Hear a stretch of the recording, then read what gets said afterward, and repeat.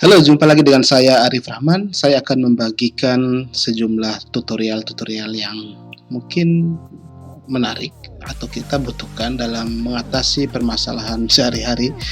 Kali ini saya ingin membagikan cara seseorang untuk mengetahui di mana posisi dan pergerakan kapal supaya mereka bisa terinformasikan kapan kapal itu akan tiba di pelabuhan. Nah, dalam tutorial kali ini kita akan menggunakan sebuah website yang penggunaannya gratis dan sangat populer digunakan di seluruh dunia. Namanya adalah Marine Traffic dengan jumlah stasiun dan kapal yang masuk dalam sistem mereka adalah yang paling banyak di antara sejumlah website-website serupa untuk monitoring kapal.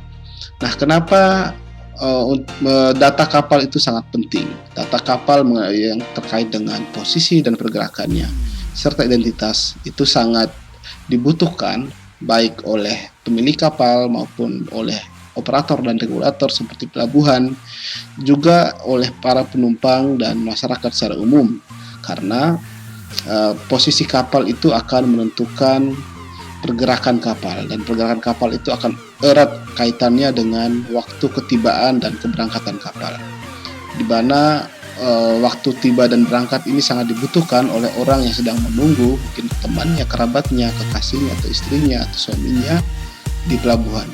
Dengan mengetahui di mana posisi terakhir kapal, kita akan memiliki gambaran mengenai kapan kapal itu akan tiba atau berapa lama lagi kita harus menunggu sebuah kapal di pelabuhan.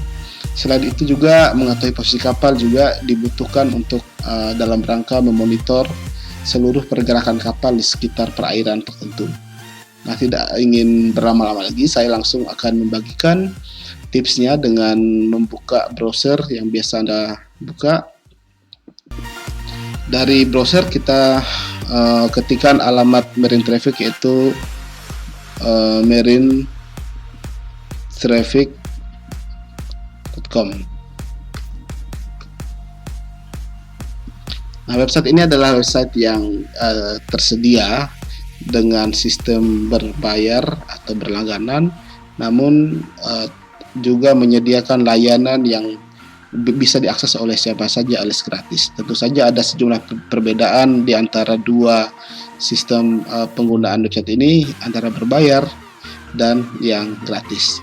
Nah, untuk yang gratis, bagi yang belum login atau mendaftar ke website ini, akan ditampilkan dengan informasi kapal yang ditandai dengan sejumlah ikon pada layar, yang biasanya kapal ini digolongkan berdasarkan jenisnya.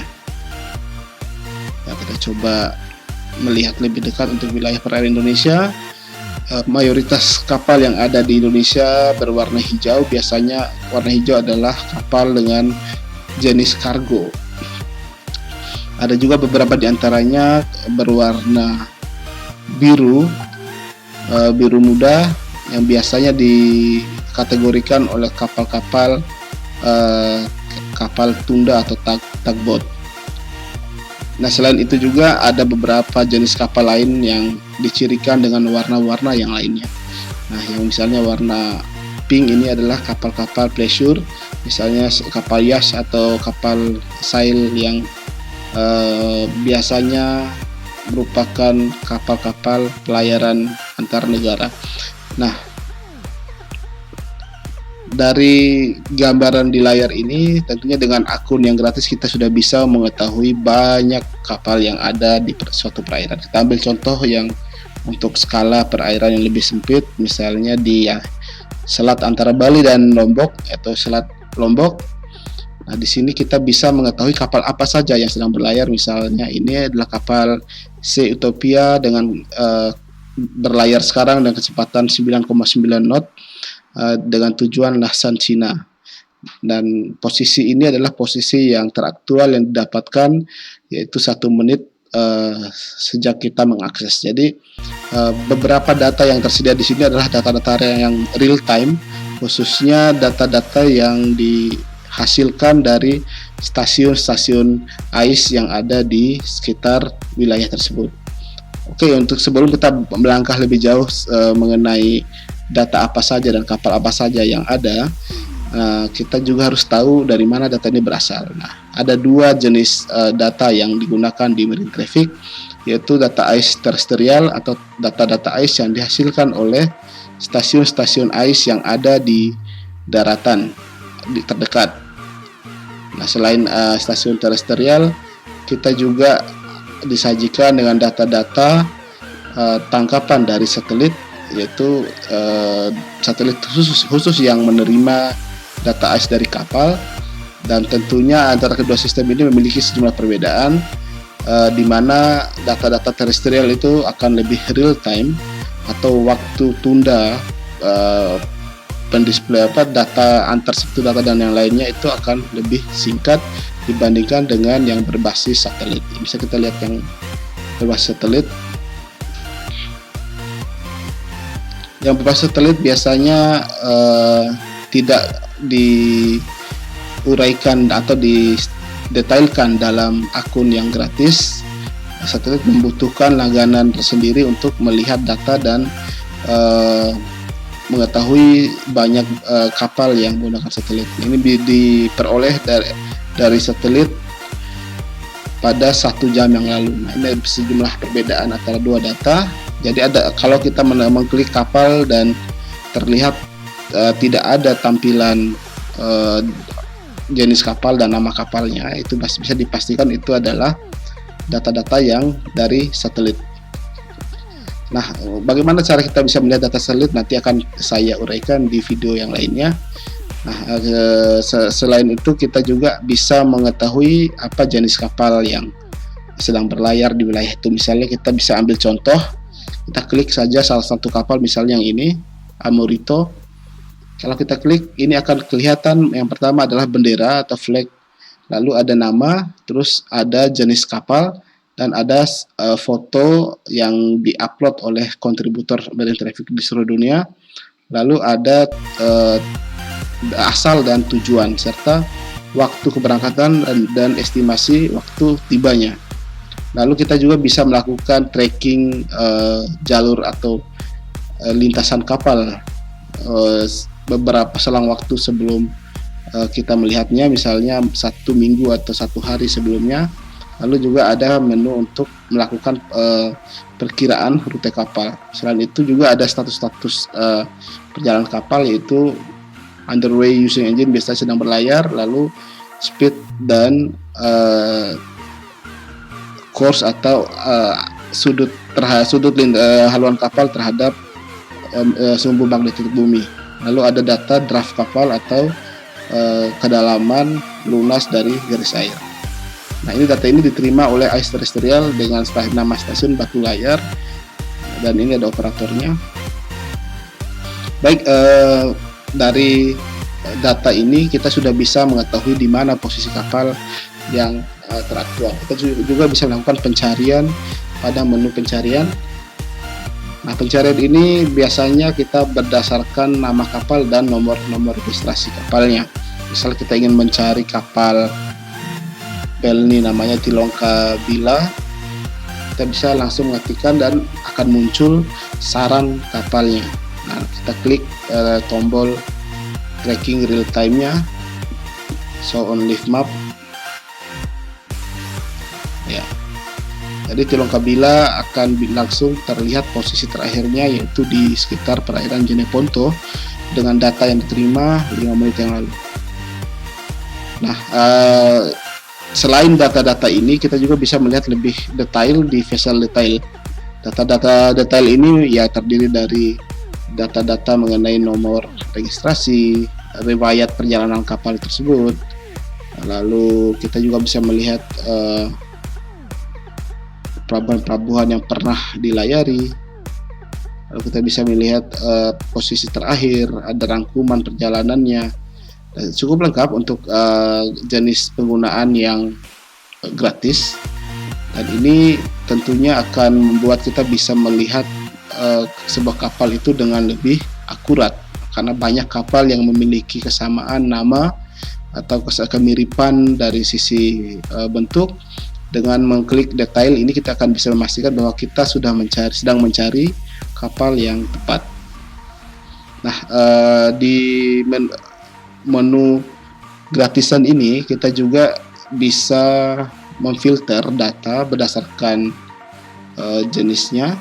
Misalnya kita hanya ingin mencari tanker saja, kita akan klik filter, lalu klik ship type atau jenis kapal, hilangkan untuk kapal lainnya dan aktifkan centang pada kapal tankers. Ini akan membantu kita untuk mempersempit pencarian. Misalnya kita hanya ingin mencari kapal-kapal tanker saja pada wilayah perairan tertentu. Nah, selain dari memfilter ini, kita juga bisa melihat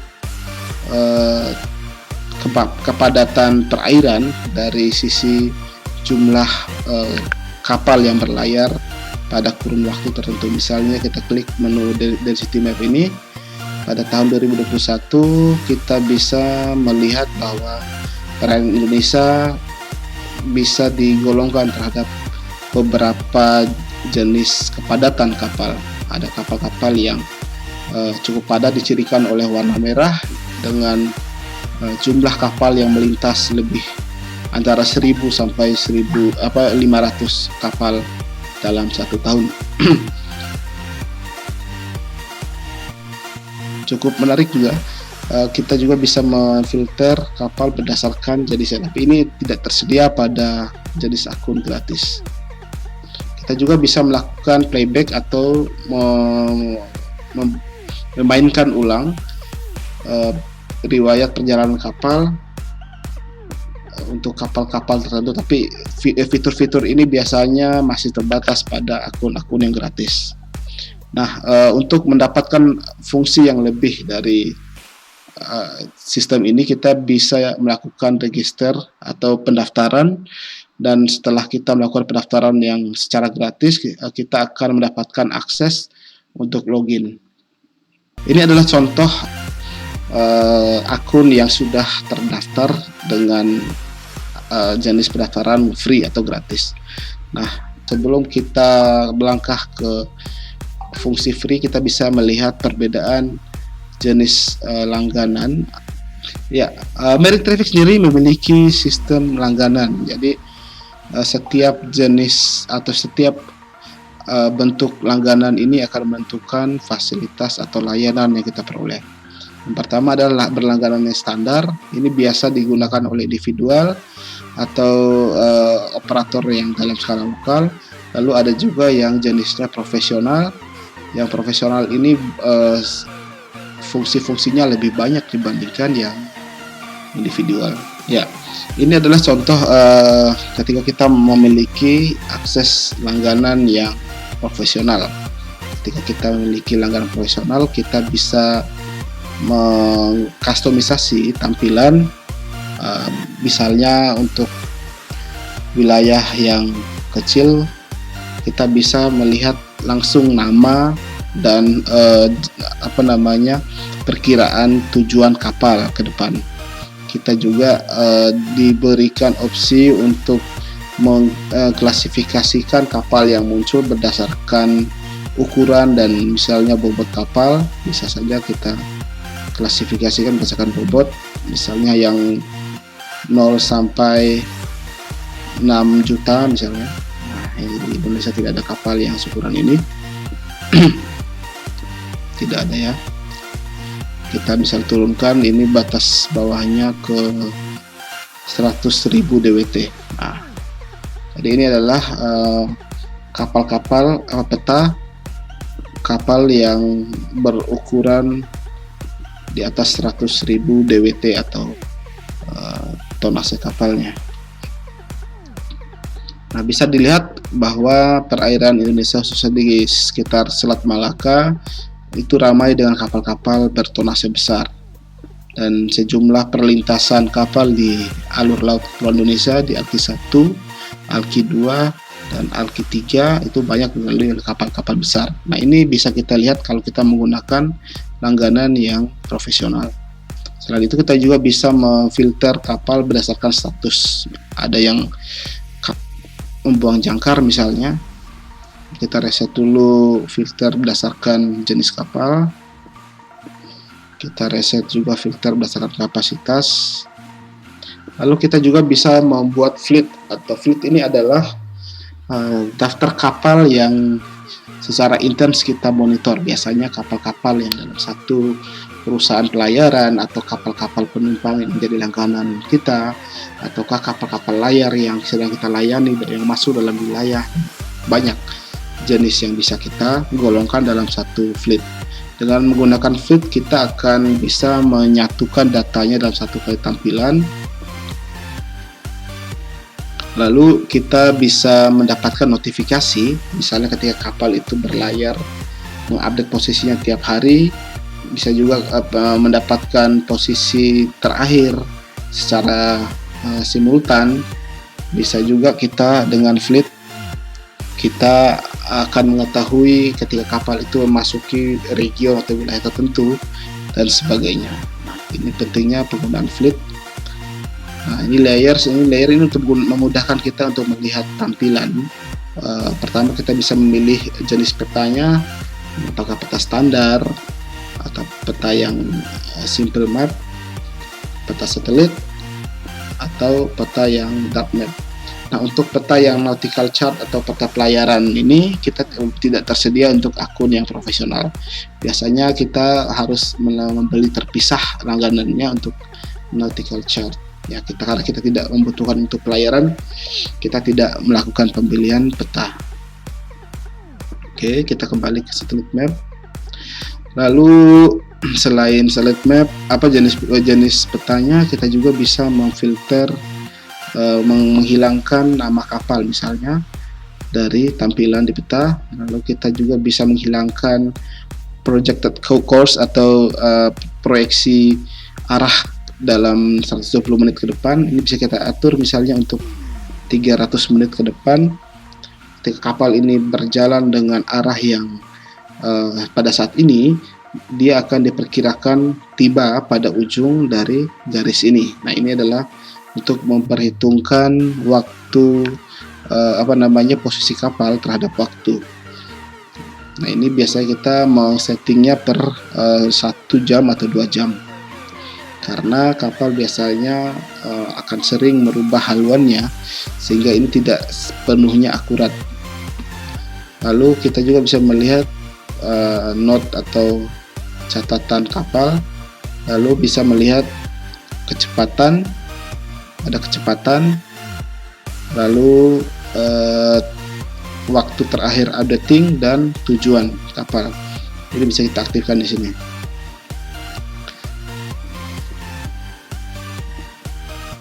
Lalu banyak fitur-fitur di peta yang bisa kita aktifkan, termasuk ini garis bujur lintang. Lalu kita juga melihat daylight atau kondisi pelayaran pada siang atau malam hari berdasarkan ini. Lalu kita juga bisa melihat time zone atau zona waktu. Nah, banyak, cukup lengkap ya untuk fitur yang berbayar. Nah, teman-teman juga yang belum pernah mencoba fitur ini, kita juga bisa melihat point of interest, misalnya ada pelabuhan atau marina dan jenis-jenis bangunan atau fasilitas yang tersedia dalam peta pelayaran. Ada juga daerah-daerah yang dikategorikan daerah-daerah khusus, misalnya daerah-daerah militer, daerah yang mengalami ancaman pembajakan. Bisa kita tampilkan di sini. Ini berdasarkan data-data yang tersedia, baik itu data primer maupun sekunder di marine traffic. Lalu kita juga bisa menampilkan misalnya zona-zona perairan, misalnya TSS atau Traffic Separation System, atau daerah misalnya daerah ZEE atau zona ekonomi eksklusif. Ini sangat penting bagi orang-orang atau pihak yang memonitoring kondisi kapal. Kita juga bisa memasukkan unsur cuaca dalam peta ini. Ini yang tersedia adalah peta angin. Ini ada peta angin Maurat. Ini untuk melihat bagaimana kondisi pelayaran dan meteorologi ketika di overlay datanya. Dan untuk density map, kita juga bisa memfilter berdasarkan crossfade atau kita mengoverlay beberapa data kepadatan sekaligus. Nah, ini paling penting, kita bisa memplayback baik itu playback dalam satu area tertentu, misalnya dalam satu wilayah perairan, atau kita bisa memplayback satu kapal sampai 10 kapal sekaligus.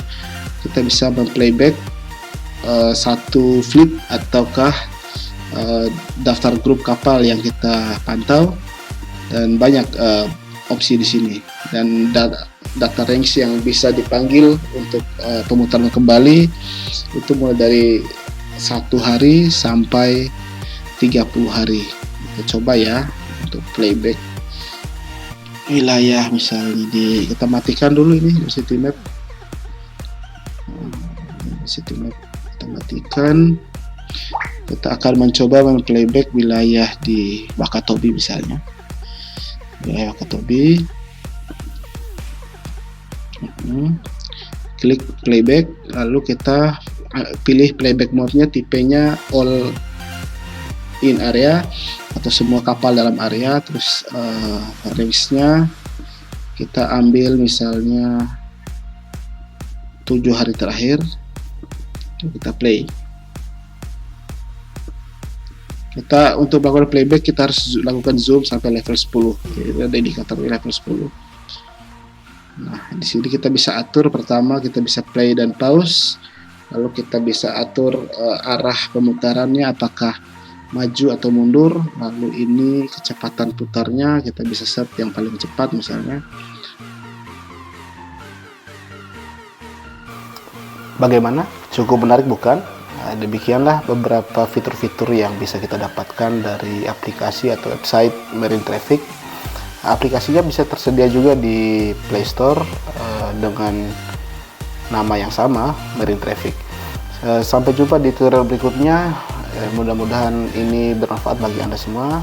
Jangan lupa like, subscribe, dan share sebanyak-banyaknya untuk menambah follower saya. Bye.